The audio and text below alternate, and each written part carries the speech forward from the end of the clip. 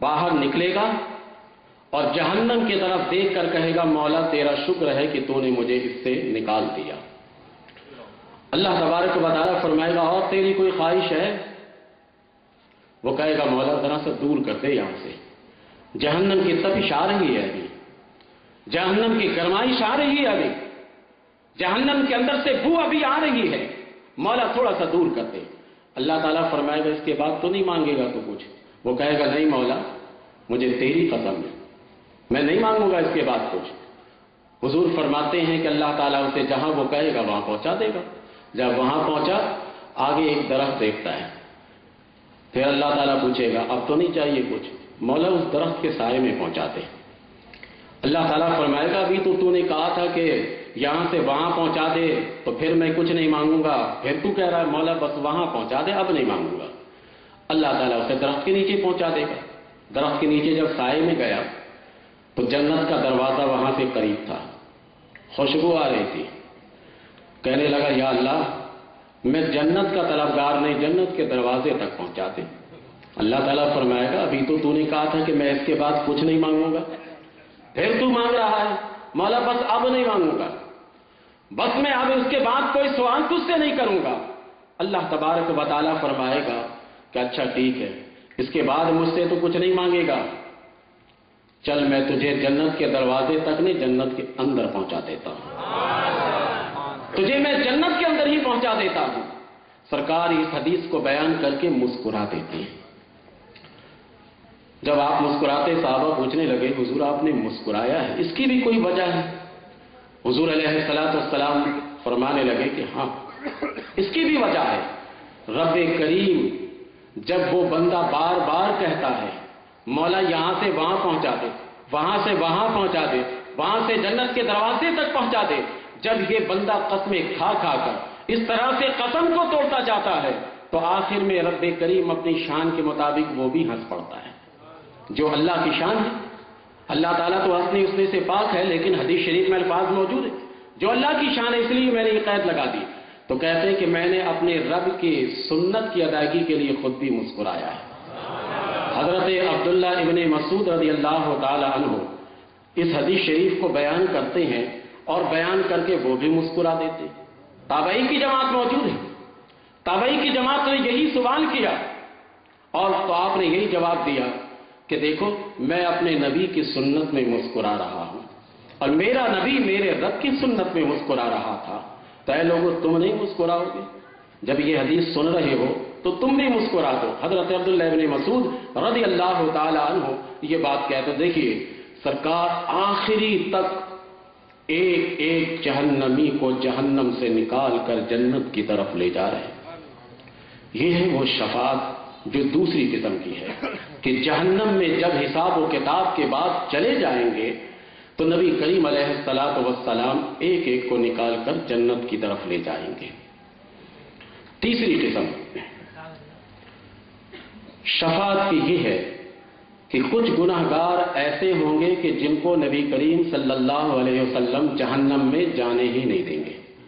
گناہگار ہے، جہنم واجب ہے اس پر، حالانکہ اسے جہنم میں جانا چاہیے تھا، لیکن سرکار کی شفاعت جھوم جھوم کر آئے گی اور اسے جہنم میں نہیں جانے دے گی۔ نبی کریم علیہ الصلوۃ والسلام نے کئی موقع پر اس کا اظہار فرمایا کہ ایک دفعہ میرے رب کی طرف سے آنے والا آیا اور آ کر مجھ سے کہنے لگا کہ اے محمد صلی اللہ علیہ وسلم آپ کو دو اختیار دیا جاتا ہے، اگر آپ چاہیں تو اپنی آدھی امت کی مغفرت کروا لیجئے، جنت میں بھجوا دیجئے، اور اگر آپ چاہیں تو شفاعت قبول کر لیجئے۔ نبی کریم علیہ السلام فرماتے کہ میں نے شفاعت قبول کی۔ میں نے کہا کہ میں شفاعت کو اختیار کرتا ہوں کیونکہ آدھی امت کو اگر میں بھیجوں گا تو آدھی تو جہنم میں جائے گی، میں یہ چاہتا ہی نہیں ہوں، میں شفاعت کے شعبہ کو چاہتا ہوں، میں شفاعت کے درجے کو چاہتا ہوں تاکہ قیامت کے دن میں تمام کی نجات کرا کے پھر جنت میں خود جاؤں۔ نبی کریم علیہ السلام یہ فرماتے ہیں، اور ایک حدیث شریف اور ہے کہ سرکار دو عالم علیہ السلام نے فرمایا جو میں نے شروع میں بتایا تھا، سرکار فرماتے کہ ہر پیغمبر کو اللہ تبارک و تعالی ایک ایسی دعا عطا کرتا ہے جس دعا کو اللہ تعالیٰ رد نہیں فرماتا۔ ہر حال میں اسے قبول کرتا ہے، ویسے اللہ تعالیٰ اپنے محبوب کی ہر دعا کو ہی قبول کرتا ہے۔ لیکن یہ خصوصیت ہے پیغمبر کی، وہ بتا رہے ہیں سرکار۔ نبی کریم علیہ السلام فرماتے ہیں کہ ہر پیغمبر کو اللہ تبارک و تعالیٰ نے ایک ایسی دعا دی ہے جسے ہر حال میں اللہ قبول کرتا ہے، اس میں اس امت کا نقصان ہو یا فائدہ ہو۔ حضرت نوح علیہ السلام نے قوم کی تباہی کے لیے وہ دعا کر دی، اس لیے نوح علیہ السلام اللہ کے پاس جانے سے گریز کر رہے تھے کہ میں اگر اللہ کے پاس گیا، رب کریم اگر پوچھ لے گا کہ اے نوح تم ہی تو ہو، وہ دعا کر گئے جس دعا کو میں نے امت کے حق میں دیا، تو میں کیسے اللہ کی بارگاہ میں جواب دوں گا؟ سرکار فرماتے کہ سارے پیغمبر انہوں نے یہ دعا دنیا میں کر لی ہے، لیکن میں نے یہ دعا محفوظ رکھی ہے۔ قیامت کے دن جب میرے امتی نفسی نفسی کہہ رہی ہوگی، میرے امتی تڑپ رہی ہوگی، میرے ماننے والے بلک رہے ہوں گے، میں اس وقت اللہ کی بارگاہ میں شفاعت کے لیے دعا کروں گا، میں اللہ سے فریاد کروں گا، اور یہ دعا کو اللہ تعالیٰ رد نہیں کرے گا۔ یہ دعا نبی کریم علیہ السلام ان امتی کے لیے کریں گے جو امتی گناہ گار ہیں لیکن ابھی جہنم میں نہیں گئے۔ اللہ تعالیٰ پیارے محبوب صلی اللہ علیہ وسلم کی دعا کو قبول فرمائے گا، اور اس کے بعد سرکار کچھ ایسے لوگوں کی شفاعت کریں گے جو جہنم کے مستحق تھے لیکن سرکار کی شفاعت کے بدلے جہنم میں جائیں گے نہیں۔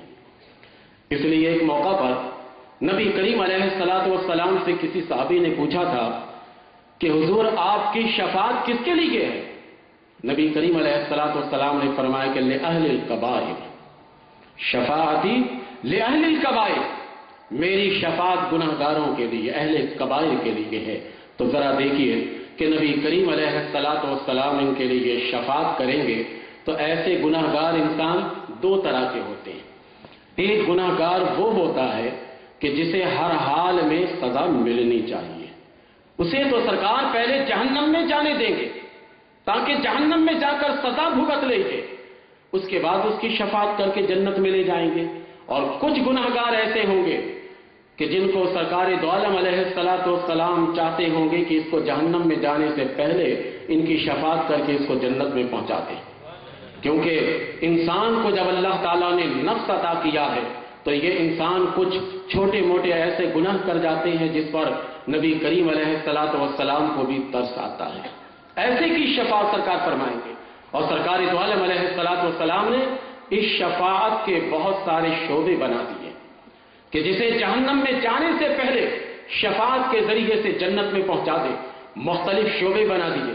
مثلا ایک موقع پر نبی کریم علیہ السلام نے ارشاد فرمایا کہ جو میرے قبر کی زیارت کر لے میری شفاعت اس کے لیے واجب ہو جاتی ہے۔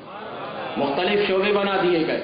کتنے خوش نصیب ہیں وہ لوگ جو وہاں سے زیارت کر کے آتے ہیں اور سرکار کی شفاعت کے مستحق ہو جاتے ہیں۔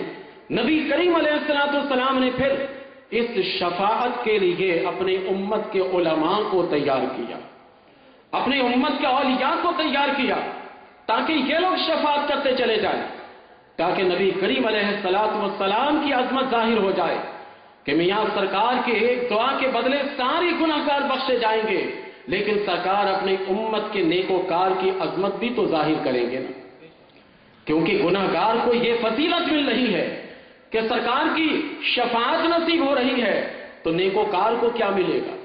نیکوکار پھر وہاں پر کیا کریں گے؟ پھر وہ اپنی نیکی لے کر صرف جنت میں جائیں گے؟ سرکار کی توجہ بھی تو چاہیں گے نا، تو سرکار کی توجہ ایسے ملے گی کہ سرکار ان سے بھی کہیں گے تم بھی شفاعت کرو۔ اب جب شفاعت کا سلسلہ چلے گا، علماء شفاعت کریں گے، اولیاء شفاعت کریں گے، شہداء شفاعت کریں گے، یہ سارے حضور علیہ السلام کی امت شفاعت کرتے چلے جائے گی۔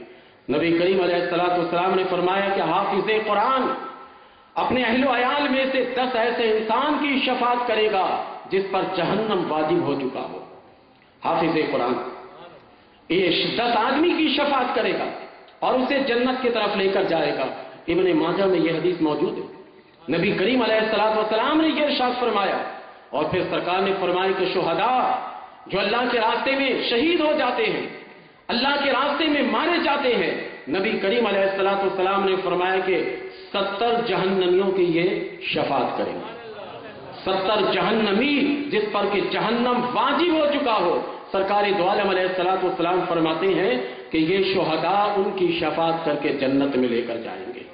फिर सरकार फरमाते कि मेरे उम्मत के उलमा यही वो औलिया है, मेरे उम्मत के बाअमल उलमा जो अमली मैदान में भी आगे थे।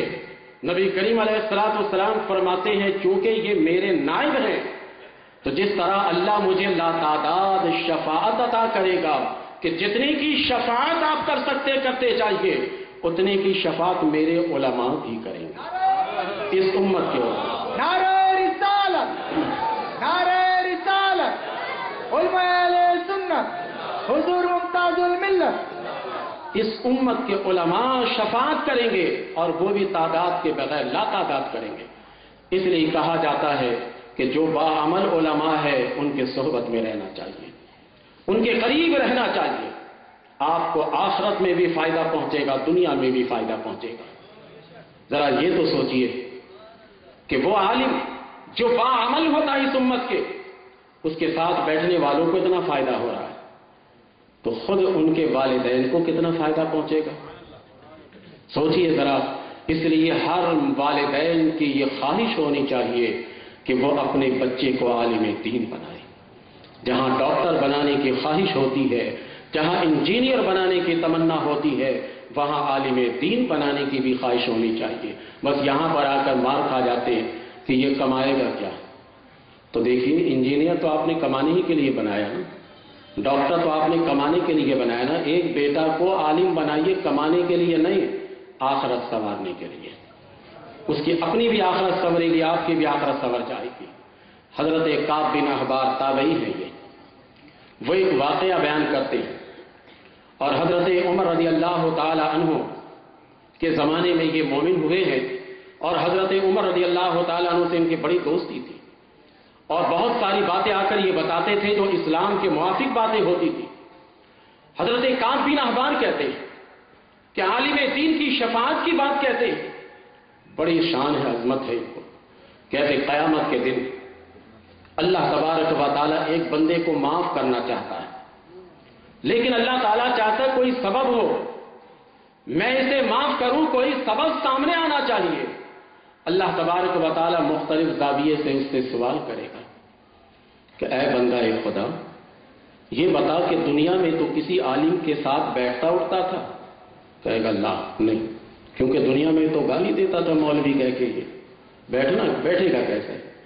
अल्लाह ताला फरमाएगा अच्छा नहीं बैठते थे तुमने, अच्छा ये बताओ कभी ऐसा हुआ है कि दुनिया में किसी आलिम दीन की सोहबत में नहीं रह सके तो कभी इत्तेफाकिया खाने पीने का हुआ? कहा नहीं। अच्छा ये बताओ कि तुम्हें इतना याद है कि जो तुम्हारा नाम है उसी नाम का कोई आलिम तुम्हारे जहन में है? वो बदनसीब इंसान कहता है ला नहीं, क्योंकि उलमा के करीब जो जाता नहीं है, देखिए कैसे पछतावा होगा।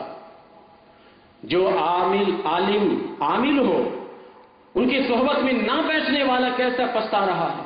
अल्लाह ताला की रहमत आज जोश में है कि मैं इस बंदे को माफ करना चाहता हूं, और ये बंदा है कि कोई बहाना नहीं ला रहा। सरकार ने शोबा बनाया इस शफाअत के लिए और ये इस शोबे से इतना दूर चला जा रहा, भागता चला जा रहा है। आखिर में अल्लाह ताला फरमाएगा कि फरिश्तों इनसे पूछो जिस गली में रहते थे उस गली में कोई आलिम था?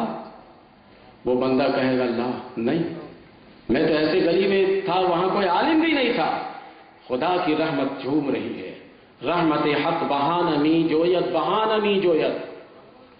खुदा की रहमत एक बहाना तलब कर रही है कि बंदा मैं तुझे माफ करना चाहता हूं, मैं तुझे एक हीला देना चाहता हूं, लेकिन तू इतना बदनसीब, आलिम से इतना कोसों दूर। अच्छा ये बता दे तू कि तेरा कोई दोस्त था दुनिया में? हाँ था। तेरे दोस्त का कोई दोस्त आलिम दीन था? कहा ये है मुझे मालूम। मेरा एक दोस्त था, उस दोस्त का एक दोस्त था जो आलिम दीन था। रब करीम फरमाता है फरिश्तों से, फरिश्तों जाओ उस आलिम दीन के बीच के वास्ता के बावजूद मैं इसे माफ करता हूं, इसे ले जाओ जन्नत में। अल्लाह ताला अब देखिए सरकार के शफाअत के शोबे जो बनाए हुए कि जहन्नम में जाने से पहले شفاعت اللہ تعالیٰ قبول کرے گا۔ کیسے شفاعت قبول کی جا رہی ہے، یہی یہ باتیں بیان کرتے ہیں۔ اور یہ بھی مت یاد رکھیے گا کہ کہیے گا کہ بھائی یہ ایسے ویسے قصہ کہانی نہیں، حضرت عمر کے سامنے یہ بیان ہو رہا ہے سب کچھ۔ حضرت عمر رضی اللہ تعالیٰ عنہ سن رہے ہیں۔ حضرت عمر رضی اللہ تعالیٰ عنہ تو اتنے سخت تھے کہ اگر غلط بات ہوتی تو نہ صرف بات سے رکتے بلکہ ایک ہاتھ بھی اٹھا دیتے، اتنے سخت آدمی تھے، لیکن بات سچی اور پکی تھی، اس لیے سنتے بھی رہے۔